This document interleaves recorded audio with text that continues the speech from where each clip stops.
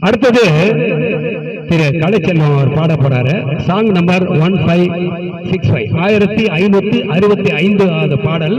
இது சிவனை பற்றிய போற்றி பாடுவது. ஒரு தாரக பிரம்மா அவரையே புகழ்ந்து பாடிக்கொண்டது இது.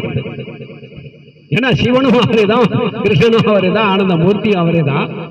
அவர் தன்னை நினைச்சு பழைய காலத்தை ஆலோசிச்சு அவரே முதல்ல வந்ததை நினைச்சு அந்த பெருமையை அவரே பாடுற மாதிரி ஒரு சிறந்த பாடல். சோ இந்த பாடலுடைய பொருள் என்னன்னா பாருங்க, சிவபெருமானை பற்றி அந்த பாடல். கடுமையான தோற்றமும் மலரின் இதயமும் உடுக்கையும் கொண்ட நாயகா வணங்குகின்றேன் உன்னை. பனிமலை வாழும் சந்திரசேகரா, குணங்கள் அனைத்தையும் கொண்ட தேவா, உருவும் நீயே அருவும் நீயே, அனைத்துயிருக்கும் அடைக்கலம் நீயே. காலம் கடந்தவா, எதிலும் நிறைந்தவா, வணங்குகின்றேன் சாந்த சுரூபா. செல்வங்கள் அனைத்தும் உனதே ஆயினும் அனைத்தையும் துறந்தாய். மரகத ஒளி போல் ஒளிரும் தேவா, உலகின் விதை நீ, உலகின் ஆற்றல் நீ. தானாய் வந்த சிவனே வணங்குகின்றேன் உன்னை.